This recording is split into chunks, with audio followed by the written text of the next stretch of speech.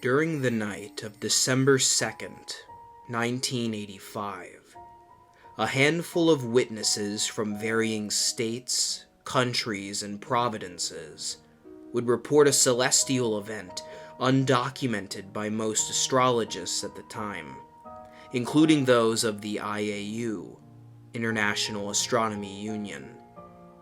Many who reported on the event falsely claimed it to be a sighting of Halley's Comet, which was predicted to pass the Earth in 1986, while sightings of Halley's Comet did occur some 2 months later. That particular meteor would not be in its perihelion stage, the stage where the comet is closest to the Sun, until February, making the event highly unlikely to be Halley's. Furthermore, cited reports suggested that the celestial body dove toward the Earth at a steep angle, with an estimated trajectory directed at somewhere in northern Canada, something that Halley's Comet has never done, given its documentation dating back to 240 BC and an upcoming visit in 2062. While many cite the 1958 apparition of Halley's Comet on Christmas Day as a logical explanation as to the 1985 December sighting, others have concluded these claims to be inaccurate, citing the logic as misleading. Other theories as to the celestial being's identity cite anything from meteorites to UFOs, with some explanations being logical and others downright science fiction. According to an obscure, regionally based newspaper from the territory of Nunavut, Canada, one eyewitness offered a rather unorthodox explanation.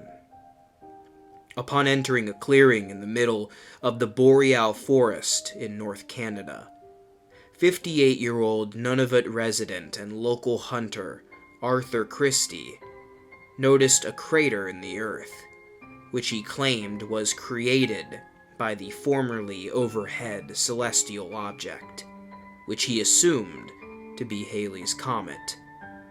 After approaching the crater, the hunter noticed a rather large deer amidst the smoldering hole. The deer, with large antlers and wide, glassy eyes, was seemingly unharmed despite the surrounding crater. After a short deliberation, Christie decided to mercifully shoot the animal, both to collect a bounty and also to avoid any painful injury it might have sustained while attempting to flee the steep crater. Rather than using the beast for venison, or skinning it for buckskin, Christie chose to taxidermy the animal, mounting its head on the wall in his basement. The hunter remarked that the deer was, quote, unlike any critter he had ever seen, and he had seen a lot of them, unquote. According to Christie, the deer was extremely difficult to gut as, quote, its skin was like rubber, unquote. Unlike most of the deer he had killed in the past, this deer, which he nicknamed Halley, felt inorganic to the touch, as if it wasn't an actual deer at all. The animal, despite the bullet wound directly through the skull and cranial cavity, appeared to, quote, never stop breathing or blinking, unquote, despite its clinical death. Yet, regardless of the strangeness of the animal's biology, Christie noted that, upon opening up the buck, its features were normal-looking, as if anatomically correct.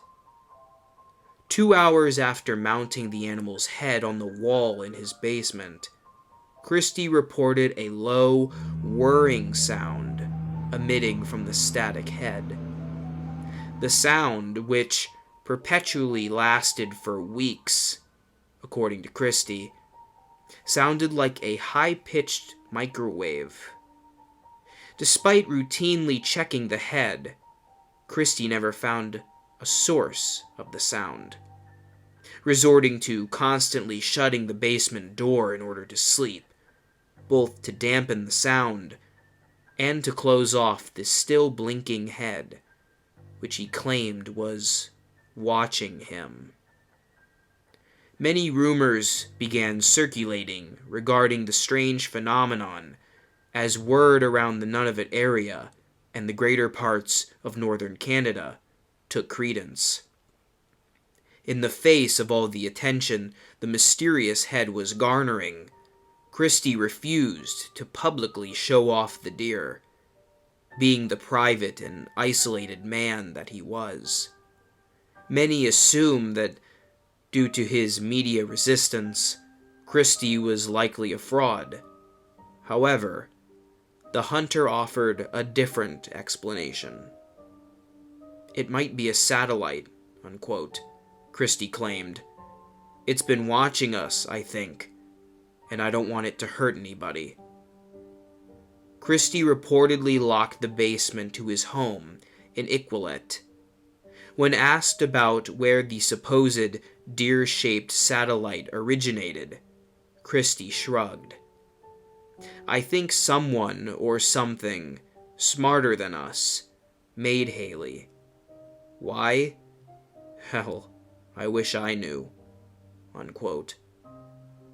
Many who heard about it at the time began relating the story of the space-bound deer to the Christmas celebration, given the convenient timing of the incident.